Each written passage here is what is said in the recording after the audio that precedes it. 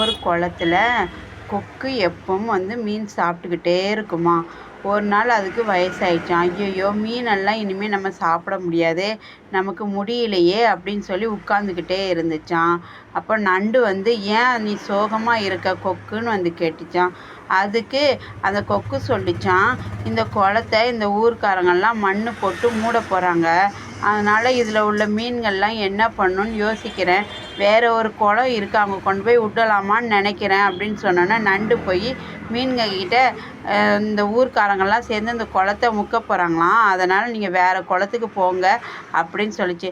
சரின்னு சொல்லிட்டு ஒரு நாளைக்கு 2 பேராக கூட்டிகிட்டு கொண்டு போய் அந்த குளத்துல கொண்டு போய் விடுறேன்னு சொல்லிச்சு கொக்கு.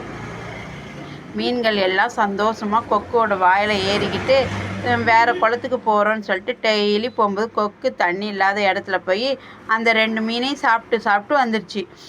ஒரு நாள் நண்டு சொல்லிச்சு, புது குளத்தை நானும் பார்க்கணுன்னு ஆசையாக இருக்குது, என்னையும் கூட்டிகிட்டு போறியான்னு சொல்லி பாதி வழி கூப்பிட்டு போனோடனே நண்டு கேட்டுச்சு, குளம் எவ்வளோ தூரம் இருக்குது அப்படின்னு கேட்டதுக்கு, குளம் இதான் குளம், எல்லாரையும் சாப்பிட்டுட்டு போட்டிருக்க முள்ளுங்க கிடக்குது, உன்னையும் நான் இப்போ சாப்பிட போகிறேன்னு சொன்னதும் நண்டுக்கு சமக்கம் கொக்கோட தலையை பிடிச்சி திருவி அது சாவடிச்சிடுச்சு.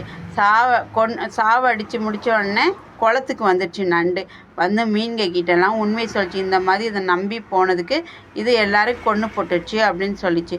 அதுக்கு அந்த மீன்கள்லாம், கொக்கு அது செய்த தண்டனைக்கு நீயே தண்டனை கொடுத்துட்ட, அதனால் யாரையும் தப்பாக நினைக்காதீங்க.